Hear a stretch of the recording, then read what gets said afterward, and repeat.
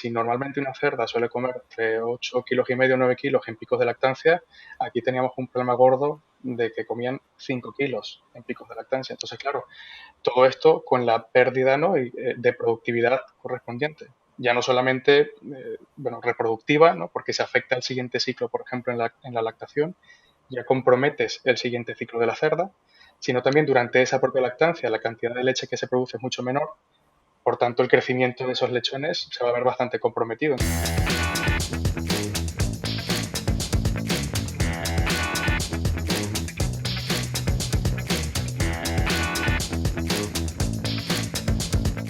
Hola a todos y bienvenidos al Porcicast. Soy Joan Luis Arcs y hoy voy a ser vuestro anfitrión. Hoy vamos a hablar de un tema candente, nunca mejor dicho, y que en esta época se hace todavía más. Y tenemos la suerte de hablar con un fantástico invitado como es Ángelo Bravo. Muy buenas tardes, Ángelo. Muy buenas tardes, Joan. Muchas gracias por la invitación. Gracias a ti por estar hoy aquí con nosotros. Y bueno, seguro que hay mucha gente que ya sabe de ti, pero preséntate, háblanos un poco de ti, por favor. Sí, bueno, yo orgullosamente soy venezolano, ¿vale? Me licencié allí en veterinaria hace ya unos cuantos añitos y desde hace 10 años estoy trabajando en España en producción porcina, ¿vale? Comencé con estas diferencias de lo que es la producción en el Caribe, ¿vale? Donde no tienes que lidiar con un invierno, sino más bien tienes que lidiar con un constante calor. Pues comencé a trabajar en granja, como encargado de granja, y luego fui poco a poco, ¿no?, ya llevando más granjas. Trabajé como director técnico en una empresa en Navarra y ya luego pasé a la parte de servicios, ¿vale? Estuve trabajando con la parte de digitalización, transformación digital, y tecnología aplicada a campo, inteligencia artificial aplicada al sector porcino, alimentación de precisión. Entonces, bueno, me dieron un montón de herramientas y conocimiento del sector bastante interesantes y actualmente me estoy desempeñando el rol de jefe de producto para Binomix, una empresa de nutrición porcina. Muy bien, un bagaje más que interesante. Pues como bien comentabas, ahora vamos a tener un tema que vosotros tenéis que lidiar todo el año y bueno, en tu zona de origen y que aquí se circunscribe más a unos cuantos meses, aunque bueno, en mi zona, como tú bien sabes, aquí en el sur de España, cada vez son más meses. O sea, nosotros ya estamos con que el invierno del año pasado cayó en jueves y me parece que este año va a volver a ser parecido. Sí, a mí me ha sorprendido estos últimos años cómo zonas donde no se preocupaban nunca por la temperatura, cada vez están instalando más medidas, ¿no?, para refrigerar las naves y para combatir el calor. De hecho, recuerdo una zona bastante fría, por lo general, que no se habían preparado hace un par de años para el calor y les pilló bastante fuerte, con una mortalidad de cerdas bastante importante durante una ola de calor. Entonces, son las cosas, ¿no?, que llaman la atención, que esto ha venido para quedarse y parece que cada vez va a peor. Sí, sí, la verdad que estamos sufriendo cada vez más los veranos más largos y más cálidos y es un tema que, como bien dices, bueno, en mi zona estamos en Murcia, sur de España, siempre ha sido calurosa, no nos pillan nuevas, pero sí que es verdad que yo creo incluso está siendo más complicado y está afectando cada vez a zonas menos acostumbradas a sufrir estos meses tan calurosos. Sí, así es. Pues bien, como bien sabemos, esto influye muchísimo en la producción. El cerdo además es un animal especialmente sensible a estas temperaturas altas y, como bien dices, cada vez lo vemos más y estamos viendo toda la problemática que nos trae, la más extrema el aumento de mortalidad, pero no es solo eso, o sea, tenemos muchos más problemas como son problemas de consumo, bajadas de producción, etcétera. Sí, yo veo que de los principales problemas que tenemos, ¿no?, o los principales impactos es el bienestar, ¿no? Primero, ahora que está muy en boga hablar de bienestar, se observa cómo los animales jadean, ¿vale? Y este jadeo no solamente afecta ya la parte orgánica del animal, sino que también afecta a los patrones de descanso. Entonces ya tenemos el primer impacto, ¿no?, negativo de este estrés térmico. Luego también, como comentabas, el consumo de alimentación ya que disminuye drásticamente, ¿vale? Recuerdo en algunas granjas en la zona sur de España, donde si normalmente una cerda suele comer entre 8 kilos y medio, 9 kilos en picos de lactancia, aquí teníamos un problema gordo de que comían 5 kilos en picos de lactancia. Entonces, claro, todo esto con la pérdida, ¿no?, de productividad correspondiente. Ya no solamente reproductiva, ¿no?, porque se afecta al siguiente ciclo, por ejemplo, en la lactación, ya comprometes el siguiente ciclo de la cerda, sino también durante esa propia lactancia la cantidad de leche que se produce es mucho menor, por tanto el crecimiento de esos lechones se va a ver bastante comprometido. Entonces es un problema bastante, vamos, bastante problemático, ya no solamente por este ciclo que se ha afectado, sino por cómo se afecta el siguiente. Y luego también, yo sí debo confesar que soy fanático del podcast, ¿vale? Y hace poco estuvo Ana hablando del estrés térmico, perdón, del estrés oxidativo, y el estrés térmico es uno de los detonantes, ¿no? Porque esto desata toda una cascada de estrés oxidativo bastante importante. Sí, lo estuvimos comentando con ella, que era uno de los factores que en producción más podían desencadenar esta problemática. Como bien dices, la reducción de consumo en madres es muy clara, pero en cebo también. O sea, nosotros, yo en este caso que estoy relacionado con el pienso y la nutrición, en fábrica lo notamos mucho. O sea, la diferencia de producción de pienso entre estos meses de calor y cuando vuelve a entrar el frío es increíble. Luego también es todo lo que ocurre, ¿no? No solamente allí, sino qué es lo que realmente pasa, ¿no? Cuando tenemos un animal jadeando. Llegamos tarde, normalmente llegamos un poco tarde, aunque me causa un poco de gracia que cada vez que la AEMET va a ser tanto más las temperaturas, por lo menos de las olas de calor, mm, puede que en muchas otras cosas falle, pero las olas de calor las va acertando bastante bien. Y creo que cada vez vamos nosotros un poco más a destiempo, porque cuando ya queremos actuar, muchas veces llegamos un poco justos o tarde, ¿vale? Y es importante saber qué es lo que pasa, ¿no? En estas situaciones cuando hay una termorregulación fallida en el cerdo. Lo primero es que se pierde ese CO2 por a través de la respiración, entramos en una alcalosis, el organismo intenta fijar o quedarse con una mayor cantidad de iones de hidrógeno, por lo tanto excreta el bicarbonato, aumenta la alcalinidad en sangre, con la consecuencia de todo el problema de aumentar el pH sanguíneo, ¿no? Que es la mala utilización del calcio, problemas neurológicos en los animales, espasmos, tremores musculares y, y un montón, ¿no? de problemas más allá de que haya un simple jadeo o un simple calor que ya va a pasar. Realmente al organismo le cuesta mucho salir de este ciclo de estrés oxidativo y de estrés térmico y, y bueno, cuesta mucho que se recupere. Realmente, como bien decías, es curioso. Al final, en esta zona tenemos muy claro más o menos cuáles son los meses de calor y aún así es cierto que en muchas ocasiones seguimos llegando tarde, aún sabiendo que lo que se nos viene encima. Entonces, ¿cómo se ve afectado todo esto que parece una simple, bueno, sí, ya pasará, ¿no? Las temperaturas, es algo bastante sencillo y muy sencillo de controlar aparentemente, pero que al final tiene un coste bastante importante.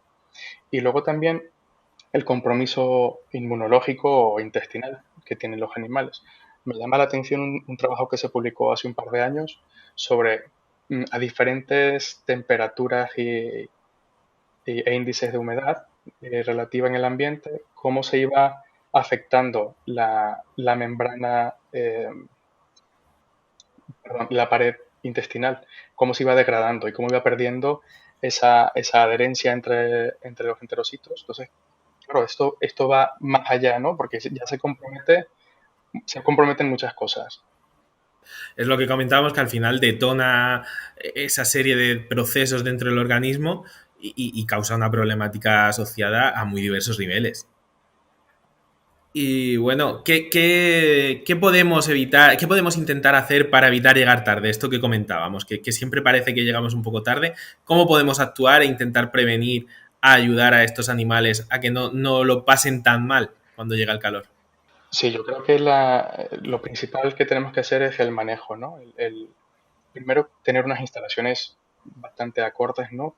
Utilizar humidificadores o coolings en casos de naves de cerdas, por ejemplo, que incluso en cebos están utilizando coolings para disminuir esa temperatura eh, dentro de la nave, ¿vale? Y dentro del manejo, pues lo primero, evitar hacinamientos, ¿vale? Estrategias como si tenemos una densidad de 50 lechones por corral o 30 lechones o 10 lechones en un cebo, igual meter uno o dos menos para intentar que estén bastante más holgados, mejorar la ventilación, ¿vale? Ya sea de manera natural o de manera mecánica, ¿vale? Para intentar renovar y tener un buen flujo de ese aire caliente y disminuir esa humedad ambiental, porque al final es ese índice, ¿no? Entre temperatura y humedad lo que causa el disconfort. Entonces, bueno, intentar trabajar allí. agua fresca. Yo creo que es bastante lógico, pero bueno, creo que es algo a recalcar. Y, Importantísimo. y hay un trabajo que me gustó mucho de John hace un par de años también, que comentaban los resultados o técnicos, estos parámetros productivos, entre ofrecer agua a 10 grados, a 15 grados y a 22 grados.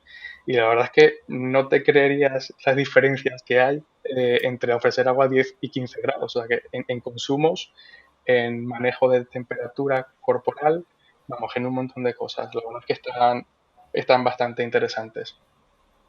Luego, bueno, debo decir y recalcar, he trabajado con alimentación de precisión, por tanto, alimentar en horas más frescas, ¿vale? Y disminuir la ración y aumentar la cantidad de raciones. Creo que eso es crucial. Eso yo creo también estoy completamente de acuerdo contigo, que ayuda mucho porque realmente una de las cosas que vemos en verano y que hemos comentado es que los animales durante las horas centrales del día no comen nada, o sea, depende exactamente de la zona, pero aquí en la zona sur puede ser desde las 10 y poco de la mañana hasta ya entrada la noche los animales dejan de consumir y ahí también influye lo que comentabas de la densidad, no solo del espacio y de la posibilidad del aire de ventilar mejor, sino porque al final el tiempo de comedero disponible se reduce mucho. O sea, al final hay una competencia de esos animales a esa hora por comer y se reduce mucho el tiempo disponible de comedero. Y creo que lo que dices del agua fresca, densidad, etcétera, es importantísimo. Sí. Luego, como una herramienta no aislada del manejo, pues tenemos estrategias nutricionales que tú bien sabes. Por ejemplo, cambiar la densidad energética es bastante importante. Creo que es crucial, ¿no? El intentar usar más grasas y menos almidones para llegar a que haya un menor calor metabólico. Reducir la cantidad de fibra y la cantidad de proteína, ajustando esa proteína ideal para no quedarnos cortos en lo que es el crecimiento de los animales y el desempeño productivo, tanto en los lechones de transición cebo como en las cerdas. Y, e intentar evitar esa fermentación proteica que al final nos ocasiona un mayor daño en el intestino. Esa producción de calor también endógena. Sí. Y bueno, y por último, creo que tenemos como última herramienta o tercera herramienta bastante importante, añadir cosas al pienso, ¿vale? Yo creo que es sumamente importante. He visto realmente todo lo que se es capaz de llegar con cambiar algún ingrediente o con cambiar la proporción de algo, ¿no?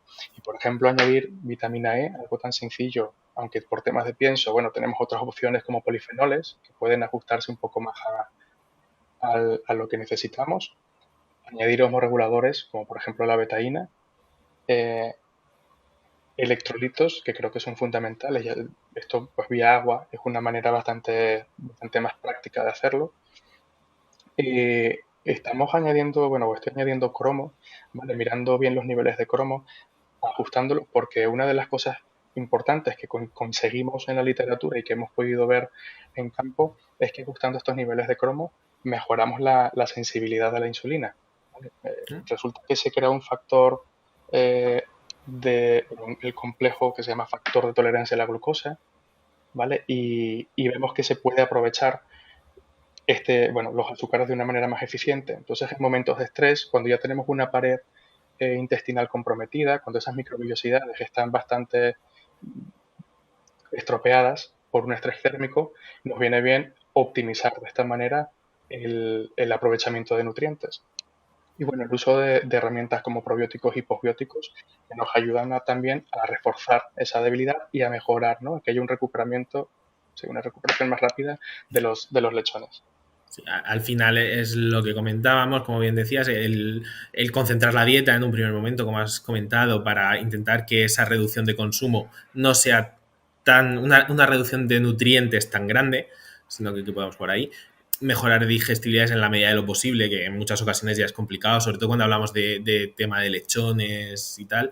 Incluso cerdas cada vez es más difícil porque las materias primarias per se son digestibles, pero sí que es verdad que cualquier ayuda, cualquier intentar evitar esas fermentaciones, esa proteína y fibra puede ayudar. Aunque bueno, luego entramos siempre con el tema de la fibra, en que luego también tenemos toda la problemática en las cerdas y esa ayuda. Entonces aquí, como siempre, tenemos factores que son muy difíciles de ajustar en ambos casos. Y luego, como bien dices, todo lo que nos pueda ayudar en ese estrés térmico, en ese estrés oxidativo, esa destrucción de membranas, de enterocitos, etcétera, puede ayudarnos de diferentes maneras y ser un apoyo extra.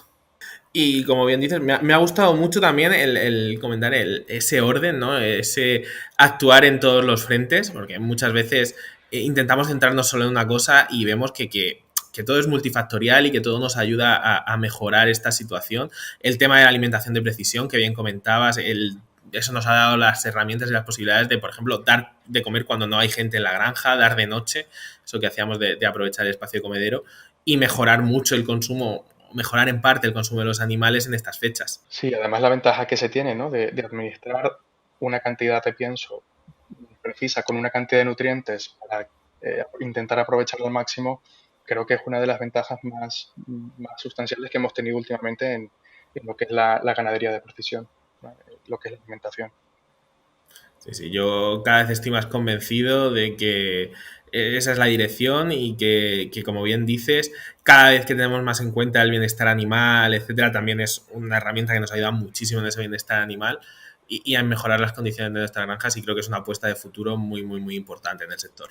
Sí, yo creo además que cuando abordas un problema desde una sola perspectiva, siempre vas a quedar un poco corto o justo.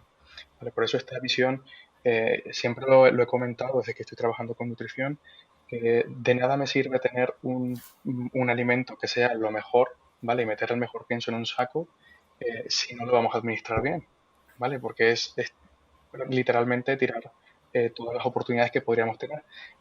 Y todas las soluciones tienen que estar muy enfocadas a lo que es el manejo en la granja. Es muy complicado actualmente, bueno, actualmente desde los últimos 5 o 7 años, ¿vale? Es muy complicado conseguir gente que quiera trabajar en granjas, ¿vale? Una vez que las formas que se queden en la granja, tienes que ser muy competitivo.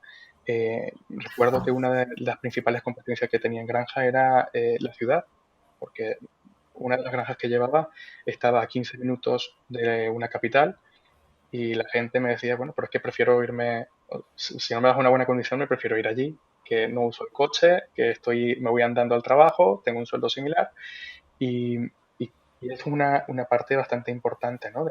De intentar captar ese talento y retenerlo.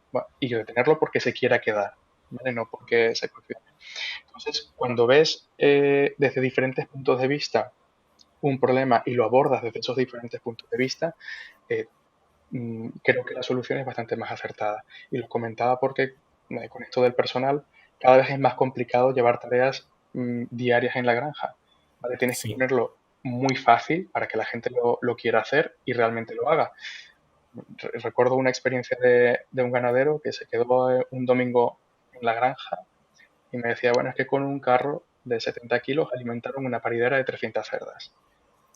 Dime tú quién ha comido, ¿no? Entonces llegamos a tener ese tipo de situaciones eh, que lo que tenemos que hacer es darle la vuelta, ¿no? Bueno, perfecto, vamos a hacer que el trabajo sea cómodo y sencillo y optimizando todo lo que podamos hacer, tanto el manejo como la tecnología disponible y, por supuesto, herramientas tan claves como la nutrición.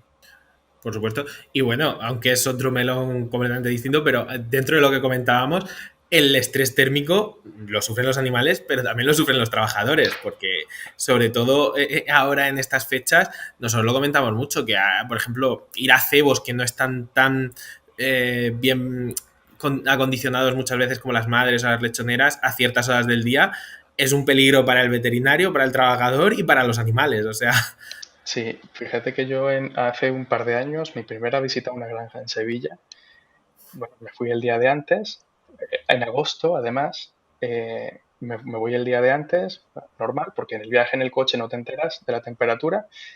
A la mañana siguiente estoy allí a las 7 de la mañana y bueno, hago la visita, miramos un poco todo y a las 10 de la mañana ya habían 42 grados. Le digo, es inhumano trabajar a esta temperatura. Yo no sé cómo lo hacéis, pero yo me voy a Segovia y aquí os dejo con esta temperatura. que Sevilla-Segovia diferencia importante de este aspecto, pero sí, sí. O sea, es otro factor muy importante y en la búsqueda de retener talento, cada vez más suma todo. Pues creo que, como bien dices, hemos tocado casi todos los temas que pueden influir en esta dinámica.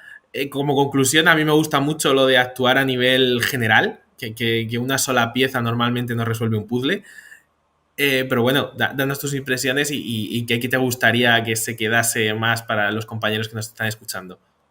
Mira, yo como conclusión o tip final podría comentar primero que el estrés térmico no reduce la eficiencia productiva de este ciclo, sino de los siguientes, ¿vale? Porque a los cerdos les cuesta mucho recuperarse. A una cerda, vamos, compromete el ciclo siguiente reproductivo, pero los lechones en una transición ya se compromete todo el desempeño durante el engorde, ¿vale? Que se compromete aparte la salud y el bienestar. O sea que es un problema bastante importante que debemos atajar a tiempo, ¿vale? Que la solución, como bien comentabas, tiene que ser holística o multidimensional, ¿vale? Se tiene que atacar desde diferentes puntos de vista para con todos esos engranajes intentar que entre todos estos puntos de vista haya una solución bastante práctica y factible, por supuesto económica, ¿vale? Y que es mucho mejor prevenir que lamentar, como dice el dicho. Eh, Es mejor anticiparnos un poco a estos temas y que tiene que haber un monitoreo activo de la temperatura y la humedad de las naves para ir ajustando progresivamente a lo que pueda estar pasando o a lo que vaya a pasar más adelante. Yo creo que esas son las tres recomendaciones las tres conclusiones que me gustaría sacar del podcast. Me parecen muy acertadas y estoy muy de acuerdo contigo. Pues bien, agradecerte de nuevo el tiempo y los conocimientos que nos has dedicado y cómo has estado con nosotros. Y bueno, siempre nos gusta que nos recomendéis a alguien que os gustaría ver aquí y que nos aporte tanto como nos has aportado tú hoy. Pues mira, yo creo que igual o bastante podría aportar María Aparicio, ¿vale? Creo que la conoces bastante bien con temas de Sí, alimentación de precisión. sí, tengo la Es suerte, una sí. gran amiga, así que seguramente estará encantada de que la invitéis. Por otro lado, me gustaría postular a Francisco González, ¿vale? Que es, bueno, para hablar de nutrición en ibéricos, que es un punto bastante importante y que siempre tocamos puntos un poco generales y sobre todo mucho más enfocados a blanco. El Sí. ibérico para mí era un mundo desconocido hasta que hace un par de años me tocó saber que la cerdas en maternidad se limitaba el consumo y eso me sorprendió un montón. Entonces creo que Francisco González y Beatriz Isabel Redondo son dos personas que podrían hablar bastante bien sobre este tema. Pues me parecen tres recomendaciones muy buenas las tres y estoy seguro que intentaremos que pasen por aquí también y nos ayuden a comprender esto mejor. Y efectivamente el ibérico puede ser muy interesante porque nos centramos más en blanco, pero es un mundo, ya lo comentamos en algún otro podcast, muy interesante y del que tenemos mucho que aprender. Pues de nuevo darte las gracias, Ángelo. Ha sido una charla muy agradable y te agradezco mucho el tiempo que nos has dedicado. Muchas gracias a vosotros por la invitación. Y a todos nuestros oyentes, muchísimas gracias por estar en este episodio y espero veros en el siguiente. Un saludo. Hasta luego, muchas gracias.